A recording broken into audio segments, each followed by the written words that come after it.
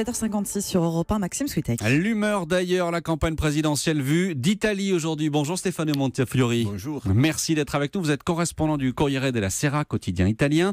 Vous, il y a une chose qui vous frappe dans notre campagne présidentielle, c'est que cette élection, finalement, elle est quasiment devenue une sorte de référendum pour ou contre l'Europe.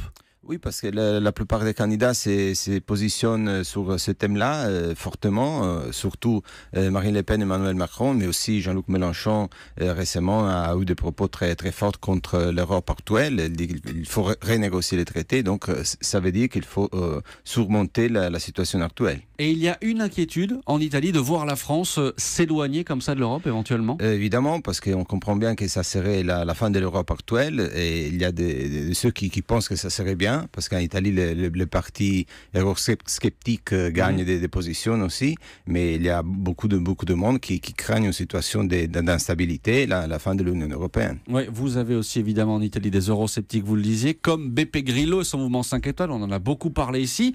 Grillo, il vous fait penser à quel candidat ici ?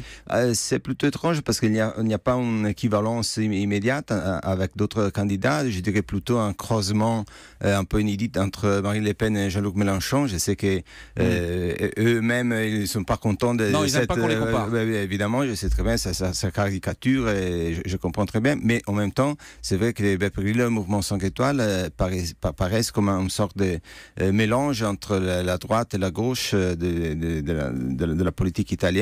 Mais tous les deux, tous ces deux partis contre l'Union européenne actuelle, et Beppe Grillo surtout, il propose des référendums, un recours à la démocratie directe plus appuyé, un peu comme le fait Marine Le Pen.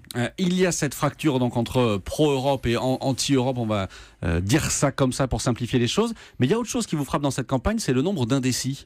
Bah oui, j'ai l'impression que c'est inédit. Après, à chaque élection partout dans le monde, on dit toujours ça seront les indécis qui vont faire plier la situation, et ça c'est normal, mais cette fois-ci en France, je crois que selon les sondages, c'est plus qu'un tiers d'indécis, et je crois que c'est peut-être lié aussi au fait que cette fois-ci, il n'y a pas les deux camps traditionnels de la droite et la gauche, l'UMP et les partis socialistes, se sont un peu effacés, ils ne gèrent plus la situation, donc il y a 4 candidats qui pourraient gagner, et donc les gens, je crois qu'ils vont attendre jusqu'au dernier moment pour voir qu'est-ce que serait là le vote utile. Alors là, déjà définir le vote utile commence à être de plus en plus difficile.